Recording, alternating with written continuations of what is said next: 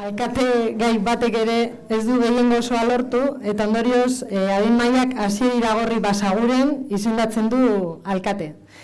Bera baita, 2019ko maiatzaren 26ko hauteskundetan boto gehien lortu zituen zerrendaren burua.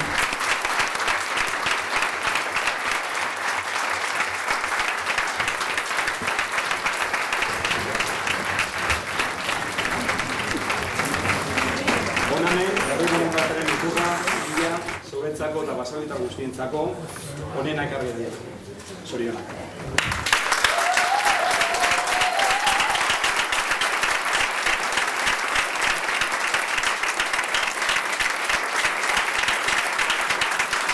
Eskerrik asko, amaitutzat ematen dugu gaurko osoko bilkura, eta eskerrik asko guztio egoteagatik, eta datorren 4 urte importante, interesgarriak etorriko jakuz aurrera, eta eskerrik asko, hona etortzeagatik.